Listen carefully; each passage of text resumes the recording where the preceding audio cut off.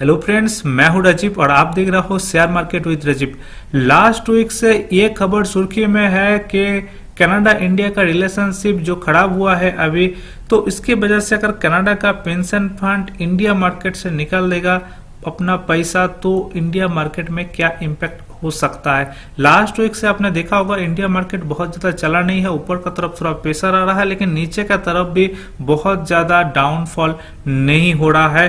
तो हमको ये देखना है कि कनाडा का अगर पेंशन फंड निकाल देगा तो कौन सा स्टॉक में इंपैक्ट हो सकता है, इंडेक्स में कितना इंपैक्ट हो सकता है, उसके बारे में हम डिटेल्स लॉजिकली चर्चा करूंगा। देखो, पहले फंड के बारे में थोड़ा बात कर लेता हूं। जो फंड होता है जो डेवलपिंग कंट्री इंडिया में इकोनॉमी में इन्वेस्ट करके रखा है, वो दो टाइप का फंड होता है। एक होता है जो गवर्नमेंट का फंड, नॉर्मली पेंशन फंड होता है, और गवर्नमेंट का फंड पे ये रिस्क रहता है, अगर गवर्नमेंट किसी के साथ रिलेशनशिप खराब हुआ है तो पैसा उठा सकता है। लेकिन जो म्यूचुअल फंड इन्वेस्ट करके रखता है, नॉर्मली ये लोग ये टेंशन में तुरंत ही पैसा नहीं निकलता है, पैसा निकलता है लेकिन बाद में धीरे धीरे निकलता है। ठीक है, तो चलो फटाफट हम देख लेते हैं जो कनाडा का इन्वेस्टमेंट है वो इंडिया में कितना है और कौन सा फंड में इन्वेस्ट करके रखा है। न्यूज था, इसके बारे में चर्चा कर लेता हूँ। जो न्यूज है ये इंडिया कनाडा न्यूज है, आप देख रहे हो इंडिया कनाडा न्यूज। इसमें क्या दिखा रहा है, कनाडा का जो पेंशन फंड है अराउंड 21 बिलियन इन्वेस्ट करके रखा है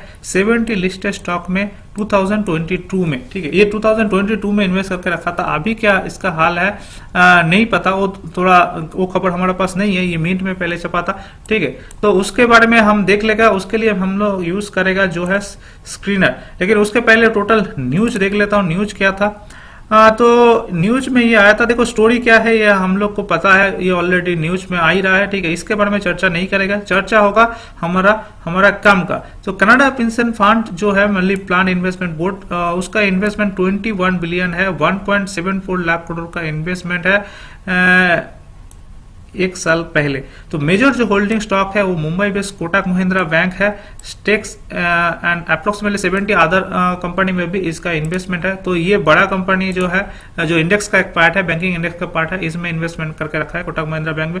बाकी जो इसका इन्वेस्टमेंट है, इसका अगर बात कर लूं मैं, तो 2.42% का जो शेयर है वो रखा है जोमेटो में, 2.12% का जो शेयर है इंडस्टार में इसने रखा है। तो ठीक है, ये इंडेक्स का पार्ट नहीं है, तो इसमें भी बहुत ज्यादा करेक्शन आएगा तो कुछ फर्क नहीं पड़ने वाला है। पेटीएम भी ये जस्ट लॉन्च हुआ कंपनी है, और नाइका जो सारे जो है ये लॉस मेकिंग कंपनी है। ठीक है, तो इसके बारे में तो मैं चर्चा नहीं करूंगा।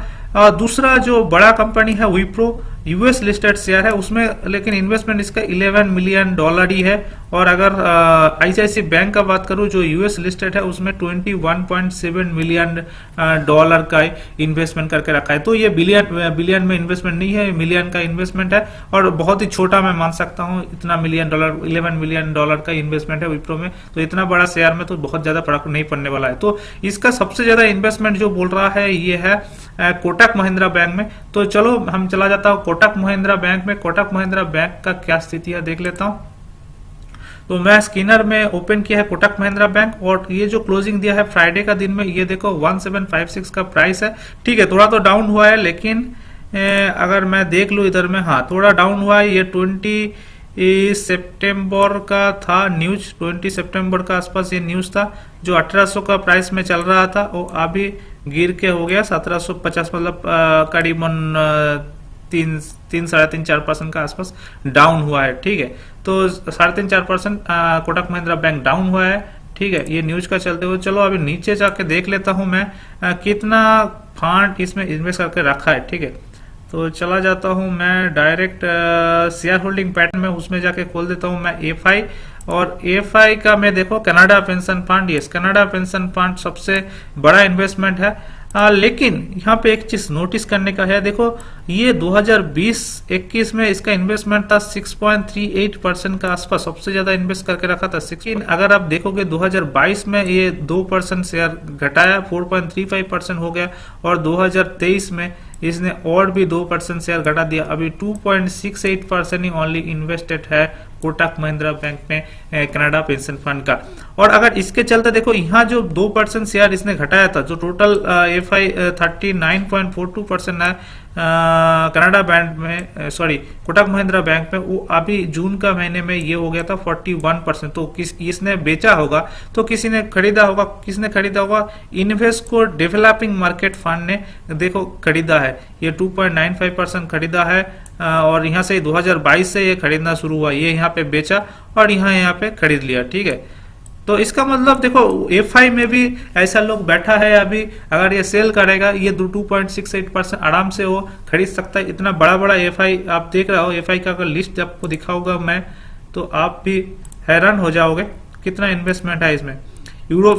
यूरो पैसिफिक ग्रोथ फंड है, ओफेनहाइमर डेवलपिंग मार्केट फंड है, इन्वेस्को डेवलपिंग मार्केट फंड है, capital world growth economic fund है, न्यू वर्ल्ड फंड है, सुमिटोमो फंड है, गवर्नमेंट ऑफ सिंगापुर इन्वेस्ट करके रखा है, कैसियो डिपोर्टो फंड है, ये ब्राजील का है, और न्यू इकोनॉमिक फंड है। तो बहुत सारा जो एफआई है ऑलरेडी बैठा है। ये 2.68% कनाडा फंड अगर बेच देगा तो वो आराम से खरीद लेगा, ठीक है। क्यों खरीदेगा मैं बोलता हूँ ये क्यों खरीदेगा, ठीक है। ये इसलिए खरीदेगा कि ये इंडिया को पसंद करता है, वो तो करता ही है, लेकिन ये स्टॉक भी पसंद करता है। वो मैं दिखा देता हूँ कैसे ये स्टॉक को पसंद करता है। ये है इसका प्रॉफिट लॉस स्टेटमेंट। और अगर अब लास्ट अपने 3 साल का अगर प्रॉफिट लॉस देखोगे स्टेटमेंट, इसका रेवेन्यू अब देखो 2020 में ये 33,000 का रेवेन्यू होता था, 2019 में 29,000 का रेवेन्यू जनरेट करता था, और अभी जो रेवेन्यू जनरेट करता है वो 42,000 45,000 का आसपास रेवेन्यू जनरेट कर। 2019 में इसका प्रॉफिट क्या था? 8,593 करोड़ का आसपास होता था। आज का दिन में इसका प्रॉफिट कितना हो रहा है? 14,000 से 16,000 करोड़ का आसपास हो रहा है प्रॉफिट। इसका मतलब क्या है? प्रॉफिट 2x हो गया, प्रॉफिट हो गया डबल, ठीक है। लेकिन उसके हिसाब से अगर मैं स्टॉक का परफॉर्मेंस अगर देखूं लास्ट 3 साल में क्या परफॉर्मेंस किया है स्टॉक, इसका चार्ट देख लो तो ये मैंने चार्ट खोल दिया है ट्रेडिंग व्यू में।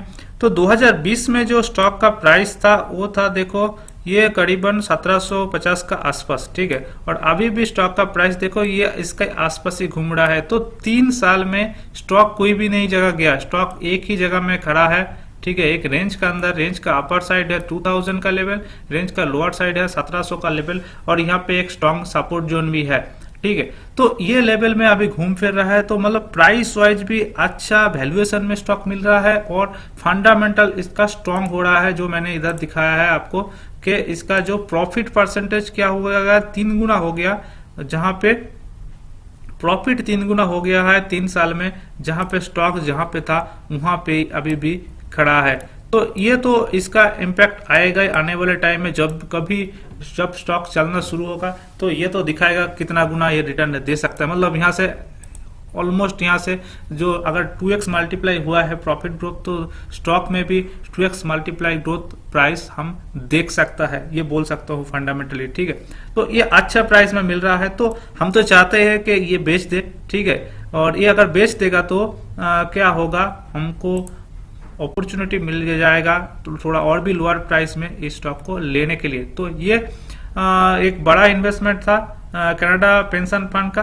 और कनाडा पेंशन फंड का और कहाँ का इन्वेस्टमेंट है, इसके लिए मैंने तो यहाँ पे क्लिक कर देता हूँ, और यहाँ पे अगर क्लिक कर दोगे तो अब देखोगे ये सेल किया है कब, 9 जून 2023 को सेल कर दिया था इतना शेयर 1856 का प्राइस में। मतलब ये 1700 रुपया का तो लिया था, लेके यहाँ पे बेच दिया था, ठीक है। और कौन सा शेयर को बाय किया है ये देखो, 17 नवंबर 2022 को एफएसएन ई कॉमर्स, ये क्या है, एफएनएस ई कॉमर्स जो नाइका है इसका नेम है। तो नाइका, जोमेटो, ये सब छोटा छोटा स्टॉक को लिया है जो अभी भी लॉस मेकिंग स्टॉक है। तो इससे तो कुछ ज्यादा इंडियन मार्केट में इंडेक्स में फर्क नहीं पड़ने वाला है। देखो एसबीआई लाइफ इंश्योरेंस भी ये बड़ा स्टॉक था, इसको भी पहले ही सेल कर दिया। तो ऑलरेडी इसके पास अभी बहुत ज्यादा कुछ मतलब ऐसा बचा नहीं है जो जिससे इंडेक्स और इंडिया मार्केट में बहुत ज्यादा इंपैक्ट पड़ सकता है। हाँ, कुछ स्टॉक में पड़ेगा, जैसे इसका डिलीवरी में इसका इन्वेस्टमेंट करीबन 6% के आसपास है।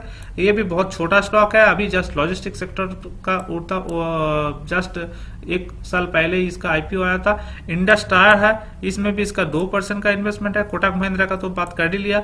और 197 ये होता है पेटीएम, पेटीएम में 1.76% का इन्वेस्टर। एसबीआई लाइफ से तो निकल गया। जोमेटो में 2.37% का इन्वेस्टमेंट है। तो जोमेटो में भी अभी नया न्यू सेक्टर है, प्रॉफिट भी नहीं किया है, तो वो स्टॉक तो ऑलरेडी पिटा हुआ है, उसमें और कितना पिटने का चांस रहेगा। ठीक है, तो अल्टीमेटली ये दिख रहा है कि अगर कनाडा का पेंशन फंड अगर इंडिया मार्केट से निकल लेगा तो बहुत ज्यादा कुछ हड़बड़ी नहीं मच जाएगा इंडिया मार्केट में। और इसीलिए आपने देखा होगा ये न्यूज का चलते हुए भी इंडिया मार्केट में इतना ज्यादा कुछ इम्पैक्ट नहीं है, क्योंकि जो सही में इन्वेस्टर होता है वो लॉजिकली चीज को देखता है, ऐसे न्यूज देख के रिटेल इन्वेस्ट का तरह माल बेच के निकल नहीं जाता है। तो यही जस्ट आप लोग के साथ मेरे को शेयर करना था।